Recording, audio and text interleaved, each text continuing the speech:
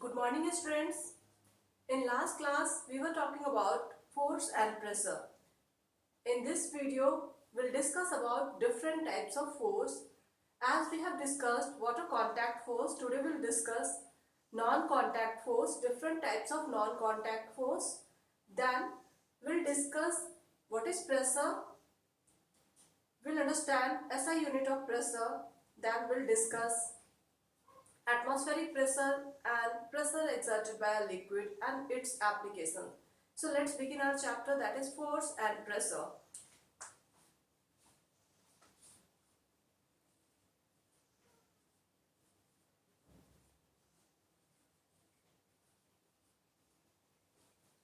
As we have discussed, force can be divided into contact and non-contact force on the basis of interaction or physical contact.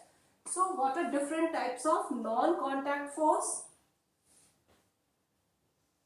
We have discussed contact force. Today we will discuss non-contact force. In non-contact force, there is no need of physical contact or interaction in between two bodies to experience force. So it can be further divided into magnetic force,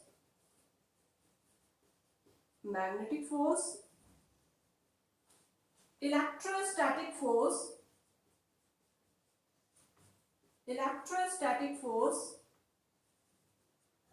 and gravitational force.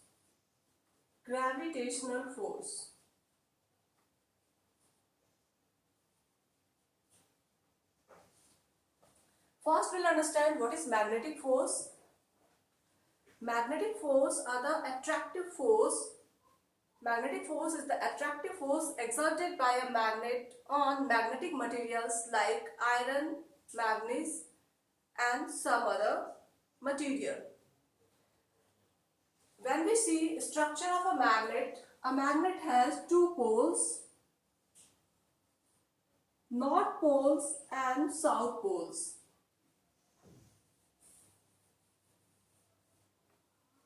When these two poles are kept aligned and if they are facing, opposite poles are facing towards each other, there will be attraction in between these magnets. So here it is north pole of this magnet or magnet bar and it is south pole. And if another magnet having opposite poles are kept aligned, then there will be attraction. There will be attraction and get attracted. But if same poles are kept aligned, what happens? There will be repulsion. So like poles repel each other and unlike poles attract each other. So magnetic force is the attractive force exerted by a magnet on magnetic material. Like if I am putting magnet bar, it will attract iron nails or something like that. So there is no need that magnetic materials should be kept in close contact. Like if I keep magnetic bar away from the magnetic material or iron bar, then again it will attract. So we can experience so many times the attractive force. If I am keeping magnetic material or a magnetic bar, then it will pull or attract iron nails towards itself, although the iron nails are kept little apart. So we can say that it is an example of non-contact force. Now we'll discuss electrostatic force. Electrostatic force are the force exerted by a charged body on a charged body or uncharged body. So what is electrostatic force? It is the force exerted by a charged body on a charged body or uncharged body. So if I am rubbing a scale or plastic scale in my hair and will keep it in the heap of pieces of paper, then the piece of paper will get attracted towards that plastic scale or plastic comb, because on rubbing the plastic comb gets charged, or the plastic scale gets charged. So there is induction of charge in plastic comb, due to which it attracts pieces of paper. So what is electrostatic force? It is the force experienced by a charged body. So if their opposite charges attracts each other, like if on plastic scale there is positive charge, then it will attract a body having no charge or of opposite charge. So again we can understand that opposite charges attracts each other while same charge repel each other. We'll understand with an activity. Here I am hanging a piece of straw with the help of a wooden strand. Here I am keeping piece of straw, and in my hand another piece of straw.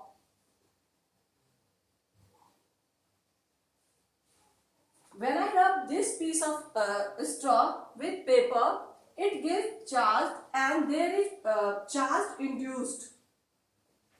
When I keep this straw closer to another straw, it will attract, or we can see that there is attraction in between the straw. But when I rub this straw with paper and then wants to keep these straw in contact, not that much in contact, but then we can experience there is repulsive force, or this straw will repel this straw. It means what? Same charges repel each other. Like once I rub this straw with a piece of paper, then charge is induced here. When I rub this straw with piece of paper, same charges induced here. So same charges repel, that's why straw repel each other. So it is the force experienced by a charged body on another charged body. Since the charge resides or localized at one place, there is no movement of charge, that's why these charges are called static charges. So electrostatic force are the force experienced by localized charged. That's why we can say it is electrostatic force. And though the bodies are kept apart, one experiences force on another. That's why this is an example of non-contact force. Now we'll understand what is gravitational force. So we'll understand what is gravitational force. In universe, each and every object attracts another object with a force. That attractive force is called force of gravitation. And the magnitude of that force is equals to, this force is proportional to product of their masses and inversely proportional to square of their distance. Like a body having mass m1 and another body having mass m2, and distance in between these two are r, then the attractive force exerted by each other will be proportional to product of their mass and inversely proportional to a square of their distance. So it is gravitational force. And what is force of gravity? An earth attracts every other objects towards its center. So the force exerted, or the attractive force exerted by earth towards itself is called force of gravity. So this is all about contact and non-contact force. Now we'll discuss force on the basis of their resultant, or we can define it as balanced or non-balanced force, and we'll understand what is net force.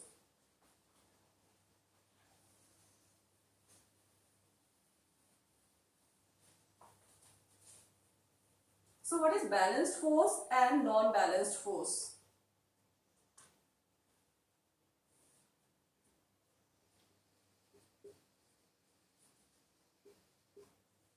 balanced force and non-balanced force.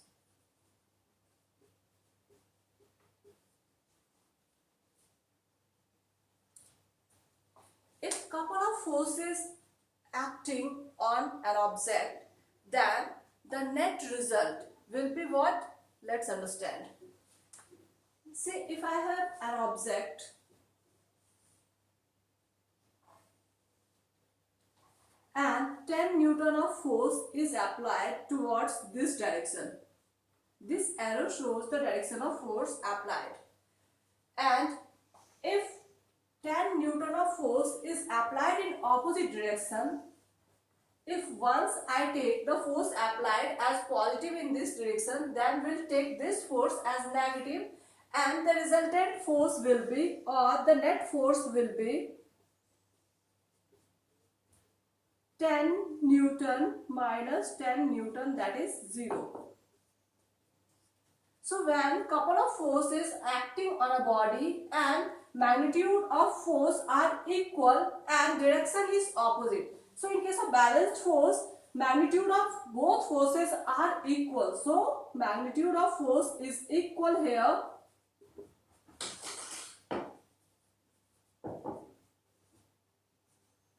Equal but opposite in direction.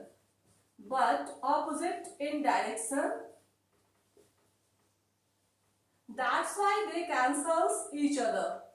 Here we can see that if it is of 10 Newton and again 10 Newton of force is imposed in opposite direction, both get cancelled and the resultant or net force is 0. It is an example of balanced force, and there will be no movement in this object or no displacement will be covered by this object, as the net force is 0 here.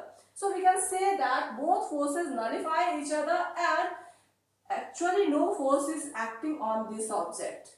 So it is an example of balanced force. If what is non-balanced force, say if the force exerted in this direction is of 50 Newton and in this direction it is 20 Newton. So the net force will be 50 Newton minus 20 Newton, that is of 30 Newton. So there will be displacement in the direction of force applied. So it will displace and now the object will move like this. So movement will take place in the direction of greater force. So in case of non-balanced force, if the couple of forces are unequal, then there will be movement in object experiencing the force, and the change in position will be in the direction of greater force. We can see here there is change in position from here to here in this object. This is the change in position, and change takes place in the direction of force applied.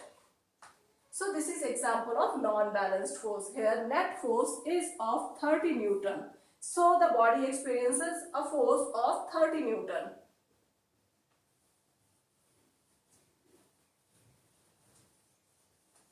Now we'll discuss what is pressure.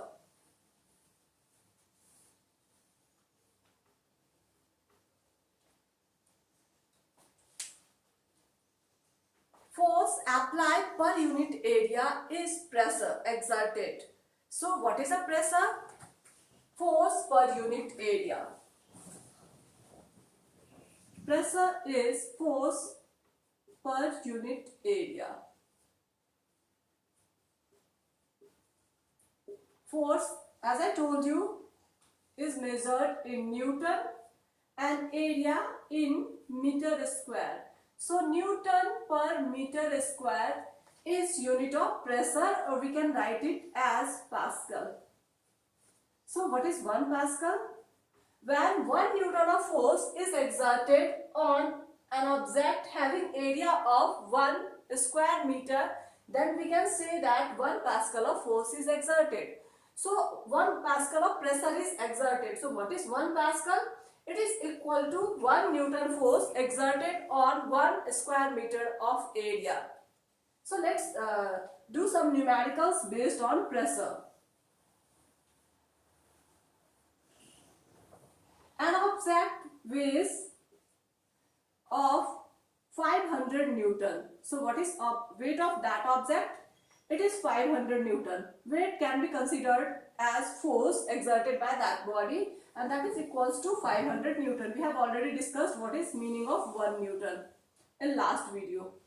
So weight of that object is 500 Newton. An object, like say if I am talking about a wooden plank, then weight of that wooden plank is 500 Newton and area of that wooden plank is 10 square meter or something like this. Then what will be pressure? So here we can write it as pressure equals force per unit area, that is 500 divided by 10, that is 50 Pascal. So it is the pressure exerted. So in this way we can do numericals. We can calculate pressure by dividing area to the force or by calculating force per unit area. So this is pressure. Now we'll understand that a pressure depends on two things. A pressure depends on two things, depends on two factors. These factors are magnitude of force. Greater will be force, greater will be pressure. So magnitude of force or quantity of force exerted, and area. Greater will be area, smaller will be pressure, as it is inversely proportional. So greater will be area, smaller will be pressure. Smaller will be pressure. And greater will be force,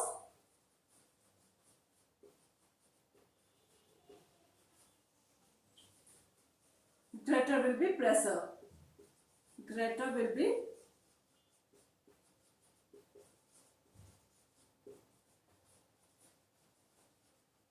so we'll discuss what are applications of pressure. We can understand that pressure depends on two things, that is magnitude of force. If we increase force, then there will increase in pressure. If we increase area, pressure will be decreased, or if we decrease area, pressure will increase. And we can understand with couple of examples from our day-to-day life.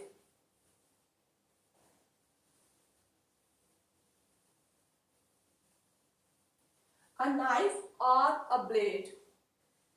A knife or a blade has, a knife or a blade is used to cut something, and we can see the area which is responsible for cutting.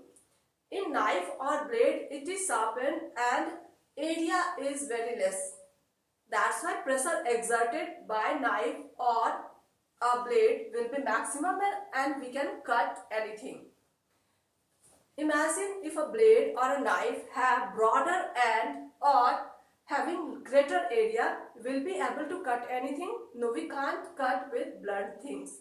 As if area is greater, pressure will be lesser, and due to less pressure, we will not be able to cut anything. So that's why to cut anything, knife or blade has lesser area.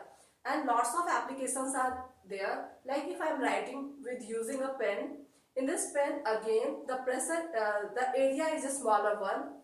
That's why I am able to write with the help of this pen. So these are some applications of pressure. Now we'll understand pressure exerted by a liquid. And to understand this, we'll do couple of activity, and I will need a plastic bottle to show something. Plastic bottle.